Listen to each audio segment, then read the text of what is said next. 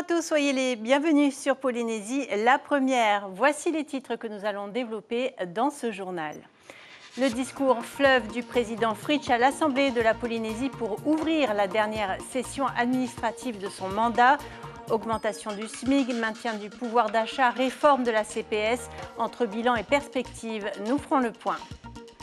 Qui soutient qui au second tour de la présidentielle? Nous ferons le tour des partis ou des comités de soutien polynésiens.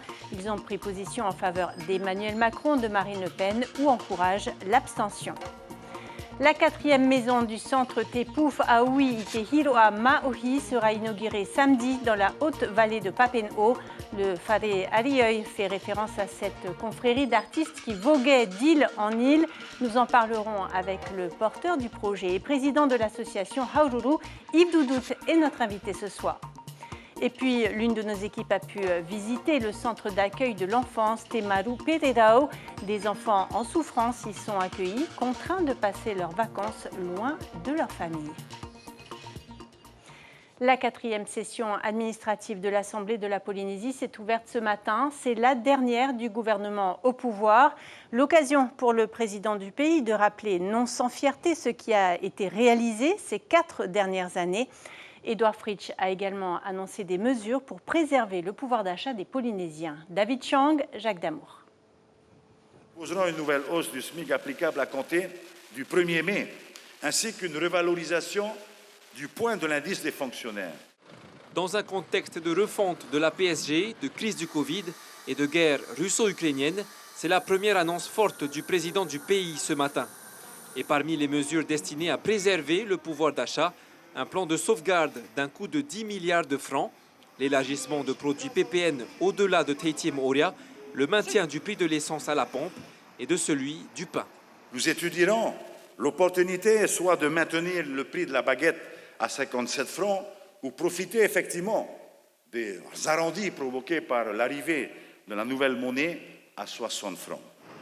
Autre mesure, la revalorisation des pensions de retraite saluée par Teura Iriti. Nous savons tous que nos retraités restent sur les Fénois, dépenseront sur le Fénois, donc cet argent restera sur le Fénois pour aider aussi l'économie du pays. Le président du groupe Tavini Huir Atira à l'Assemblée est quant à lui perplexe. Pour lui, seuls les symptômes sont soignés et non la maladie. Les mesures qui ont été prises ne sauraient être pérennes. Et c'est pour ça qu'en 2023, je suis sûr qu'on reviendra sur ces mesures, quel que soit le gouvernement qui en sortira.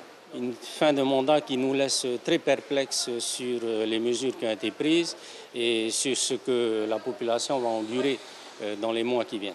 Le secteur commercial sera accompagné. Pas de taxe sociale pour les TPE. Le taux de l'impôt sur les sociétés baisse à 25%. En revanche, la classe aisée est, elle, bien impactée. La CST est augmentée pour les revenus mensuels dépassant les 400 000 francs. Et dans son allocution, le président Fritsch a également rappelé ce chiffre émouvant. Depuis le début de la pandémie de Covid-19, 751 Polynésiens ont succombé au virus, un chiffre qui comprend les décès en milieu hospitalier ou à domicile.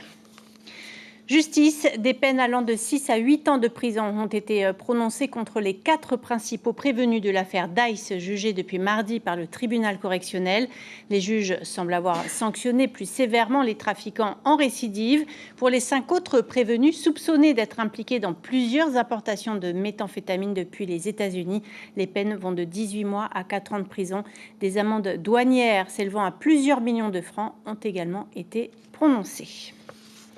On passe à la politique avec notre page consacrée à la présidentielle.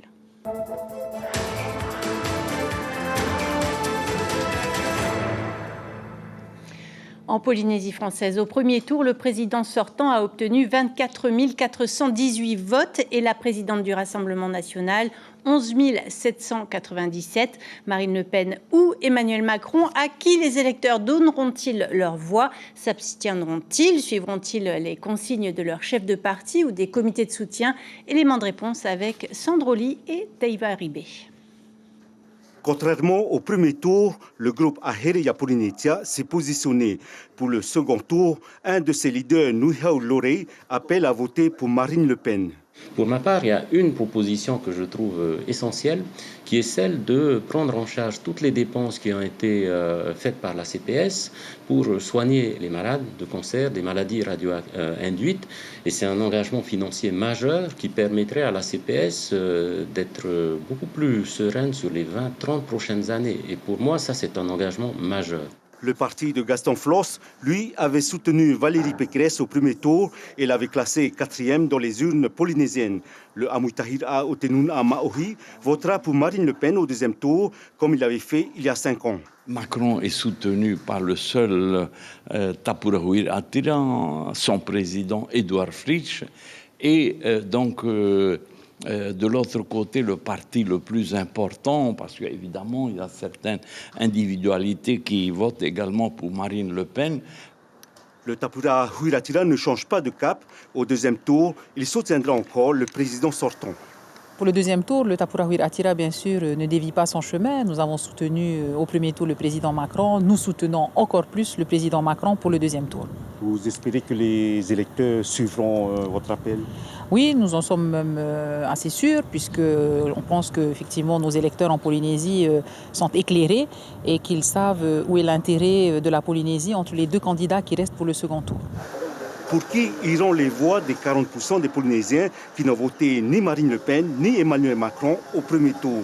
Les électeurs hésitent entre abstention et choix par dépit. Je suis indécise. Les deux candidats ne vous conviennent pas? Non. Marine Le Pen. C'était la candidate que tu avais déjà voté au premier tour? Non, je n'ai pas été au premier tour voter. J'ai été très déçu des résultats du premier tour. Donc pour le deuxième tour, je n'ai pas vraiment de choix. Non. Le 9 avril, seuls 60 665 citoyens s'étaient rendus aux urnes. Oui, le deuxième tour de la présidentielle est donc prévu le 23 avril. 6 semaines plus tard, il faudra voter aux législatives. Sylviane Teroatea sera la candidate du Amutahira Otenun à Maori aux législatives, donc dans la 3e circonscription. La seule femme, Martial Teroro Iria, maire déléguée de Patio, sera son suppléant. L'ancienne maire d'Utoroa compte aller à la rencontre de la population. Elle explique à Sandroli et Teiva Ribé. Elle a été désignée par le conseil politique. Donc, nous sommes des démocrates et ce n'est pas, contrairement à ce que l'on entend souvent, c'est Gaston Floss qui désigne, c'est lui seul. Le conseil politique a désigné, nous rangeons derrière cette candidature. Comment convaincre? C'est le terrain. Donc, on va s'atteler parce que nous avions 5 semaines devant nous pour convaincre et on va utiliser la communication. Donc, nous avons plusieurs panels de communication, réseaux sociaux, les flyers pour distribuer, peut-être pas à tout le monde, mais on va prendre des points stratégiques pour rencontrer la population. Et voilà pour notre page consacrée aux élections.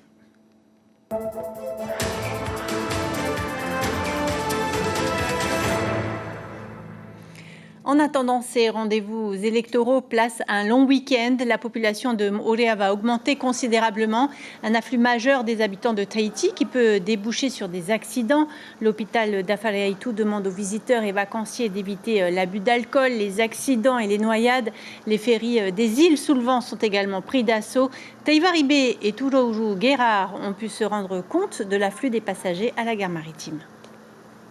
Programme acrobranche, repos et manger. La plupart tout seul, en famille? En famille, grande famille. Un week-end comme ça fait du bien pour... Ah oui, surtout quand on travaille dans les chiffres, ça fait du bien à la tête. Les enfants sont là? Là, non. C'est un peu les grandes personnes. Hein. On parle un peu, on a laissé les enfants à la maison. Et puis... L'occasion de bien souffler? Oui, bien souffler et puis changer un peu d'île. Toi, tu as décidé de rester ici pour ce week-end de Pâques. Pourquoi? Parce que, à mon avis, ça va être blindé. Et voilà, c'est déjà ici, c'est full. Si c'est pour aller à Moorea et puis retrouver Tahiti, c'est pas la peine. Tu as pris des tickets, mais pas pour ce week-end. Hein? Voilà, je suis venue chercher des tickets pour le week-end prochain quand il y aura moins de monde. Et pour ceux qui restent à Tahiti, sachez que le Whare Arioi du centre Te Puwhaawi i Te Hiro a Maohi sera inauguré samedi après-midi dans les hauteurs de Papen'o. C'est la 4e maison de cet espace culturel réalisé en partie grâce à une subvention du ministère de la Culture. Ce lieu accueille déjà régulièrement des séminaires, des formations ou des manifestations au rythme du calendrier polynésien. Un vaste projet porté par Yves Doudout, président de l'association Haruru. Yves, bonsoir, merci d'être avec nous. Le Whare Arioi fait référence aux Arioi, ces danseurs qui se produisaient d'île en île. Vous voulez faire revivre cette confrérie? Non, on ne veut pas faire revivre cette confrérie, mais on veut surtout faire en sorte de rechercher comment ça se passait à l'époque, qu'est-ce qu'ils faisaient. L'idée de ce Puwhaawi Hiro Maori, j'y tiens parce que c'est très important, c'est de rechercher les valeurs qui ont fait qu'un peuple pendant aussi longtemps a pu perdurer.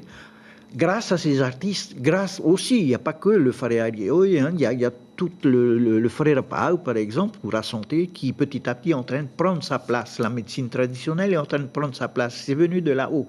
Et donc, il y a un peu partout, on est en train de monter ces maisons où les gens de la santé, les soignants se rencontrent avec les tradipraticiens. On a, pour ce qui concerne le Whare Anuihi, la même chose, où c'est le centre des métiers d'art avec Bibi Teimana à la tête, justement, qui met en place toute cette recherche qu'on va entreprendre sur ce qui se passait avant. Comment on parlait, par exemple, avant? Parce qu'un de nos gros combats, c'est la langue. On est en train de la perdre en vitesse grand V.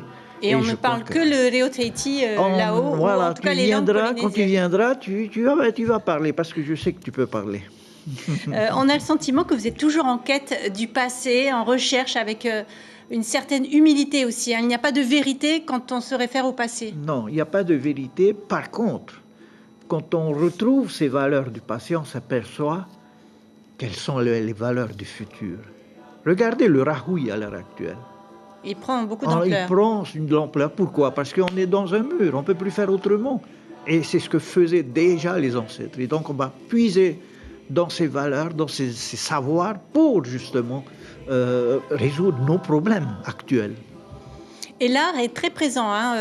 Ça, c'est le deuxième Whare finalement où l'art, là, ce sera peut-être la danse, le tatouage. La danse, le tatouage, tout. En fait, Whare Hape, c'était un village qui a, avec toutes ses composantes. Je n'ai pas parlé de l'agriculture, de l'horticulture. Quand on sait qu'ils étaient, nos anciens étaient autant horticulteurs que navigateurs. Et donc, il y a toute une organisation qu'on aimerait petit à petit mettre en place et mettre à la disposition d'abord de nous les adultes, parce qu'il y a les enfants, mais si nous les adultes nous ne changeons pas, ce ne sont pas les enfants qui pour que la transmission se fasse. Il faut que la transmission se fasse. Alors comment fonctionne cet espace culturel pour terminer? Tout le monde est bienvenu? Comment contribuer par exemple si on veut? Alors, on va mettre en place petit à petit, ils existent déjà, mais on va amplifier tout ça, des séminaires, des rencontres, où on échangera suivant le thème, puisqu'on va parler de Arioi, ce serait la danse, où dans cet espace, les instruments d'aujourd'hui n'auront pas leur place. Par exemple, il n'y aura pas les guitares, il n'y aura pas le ukulélé, il faudra revenir. C'est un retour aux sources. Un retour aux sources, parce que justement, on pense que la création va prendre une autre ampleur, une autre dimension. C'est un peu cet espoir qu'on a. Et ainsi de suite, la même chose dans tous les domaines. Il y a un Whare qui est très important pour moi, tout au moins, c'est le Whare Aiaopu. En fait, ce sont les connaissances anciennes dans la langue, surtout dans les valeurs. Parce qu'une langue, ce n'est pas seulement un mot, mais ça cache derrière toute une sensibilité, des valeurs. Et c'est cette recherche qui nous intéresse. Un grand merci Yves Doudout d'avoir accepté notre invitation. Je rappelle que vous présidez l'association Haruru. Ouais, merci. Monsieur, voilà. C'est anecdotique, disons. Adieu, carcasse de voiture à Moorea. Une nouvelle presse a été inaugurée aujourd'hui en présence du ministre en charge de l'Environnement. Près de 800 épaves seront traitées durant les 2 prochains mois. Elles seront compactées et conditionnées en conteneurs, puis exportées vers la Nouvelle-Zélande pour être recyclées en matériaux valorisables. à Yatea. C'est un week-end sportif qui s'annonce. Une cinquantaine d'athlètes participent au championnat de Polynésie de windsurf. D'autres disciplines sont aussi de la partie, du windfoil et du wingfoil, très spectaculaire. Le chenal entre Uturua et l'île de Ta'a est toujours bien vanté. Écoutez le vainqueur de la compétition organisée il y a 2 ans. J'étais devant pour les filles, côté filles, et avec les gars, j'ai fait 6e. Tu es contente de ta performance? Ouais, super, carrément top. Bon, j'ai pas fait toujours 6e, mais c'était top. Être sur l'eau avec tout le monde et tout, trop cool. Interview signée Julien Vesco. La Semaine Sainte s'achève ce week-end avec le dimanche de Pâques. Cette fête chrétienne commémore la passion du Christ et témoigne de la foi des fidèles. Mais depuis plusieurs siècles, la tradition des œufs de Pâques fait la part belle au chocolat. Comme partout dans le monde, à Tahiti, la chasse sera ouverte pour les enfants. Marukiduri et Turauru Guerard ont pu constater l'engouement des clients de magasins proposant aussi des poules, des lapins ou des cloches. Je vais acheter des œufs de Pâques pour mes filleuls et mes parents. Vous avez prévu une chasse aux œufs? Surtout mes filleuls parce qu'ils sont petits, donc oui, une petite chasse aux œufs dimanche matin. J'achète pour la grand-mère qui va acheter pour les 5 petits-enfants. Et du coup, pour pas qu'il y ait de jaloux, on essaye de prendre la même couleur, du lait, du blanc, avec des tailles qui sont du coup pas assorties, puisqu'il n'y a plus assez parce que j'ai l'impression qu'ils se sont fait dévaliser. Les vacances scolaires s'achèvent bientôt. Dans les foyers d'accueil, les équipes s'attachent à offrir un quotidien le plus agréable possible aux enfants placés. C'est le cas au centre Temaru Perirau, géré par l'association Emauta. 14 enfants âgés de 3 à 11 ans y sont accueillis. 8 d'entre eux ont dû rester au centre pendant les vacances. Mereini Gamblin et Marukiduri ont partagé un petit moment avec eux. Regardez. Arrête là et tu continues le reste. C'est bon? Allez, viens. Allez, viens. Assembler les fleurs petit à petit comme pour réparer une identité brisée. Dans cet atelier, les enfants apprennent à confectionner des couronnes pour accessoiriser leur tenue. Même pour aller cueillir les fleurs, elles sont partantes. Ouais, elles participent bien parce que comme elles savent que c'est pour elles, du coup, elles sont motivées à vouloir le faire. 11 moniteurs animent les ateliers dans ce centre de la mission. Espérance a rejoint l'équipe il y a plusieurs mois. Elle-même placée au Bon Pasteur, un autre foyer de l'association Emauta, elle a décroché son bac l'année dernière. Étudiante en BTS, elle consacre aujourd'hui son temps libre aux enfants accueillis ici. Tout doucement, on va aller à ton rythme, va doucement. Déjà d'aller bien au sein de leur cocon familial de base, de les apporter ce qu'ils ont besoin et par la suite de les amener à une vie meilleure au sein de la société déjà, au sein de l'école, au sein de leur famille. Car l'intégration sociale peut être compliquée pour ces jeunes issus d'un environnement familial nocif. Les ateliers sont donc adaptés à chaque enfant et tournés autour du respect et du vivre ensemble. Il faut en permanence répéter les consignes. Attention à ceci, attention à cela. Là encore, ça va, je n'ai qu'un seul avec moi pour l'activité culinaire. Mais en général, on est parfois 2 ou 3 enfants pour l'activité culinaire. Donc chacun a sa tâche. Et si tout se passe bien, ben voilà, le plat est réussi.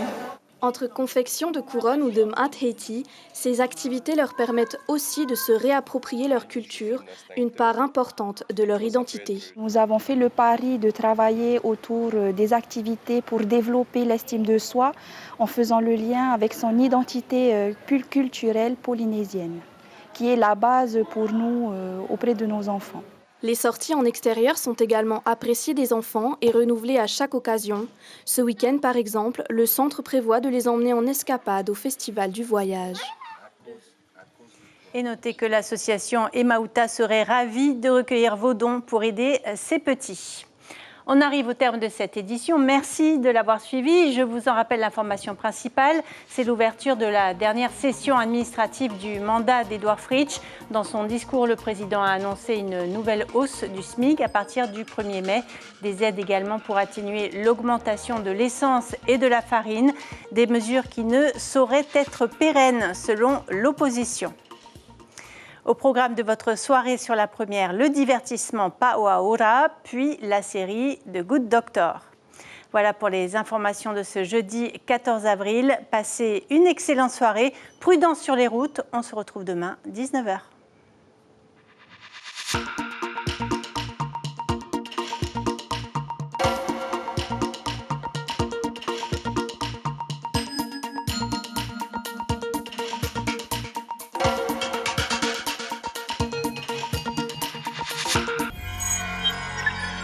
Retrouvez ce programme en replay sur notre site internet.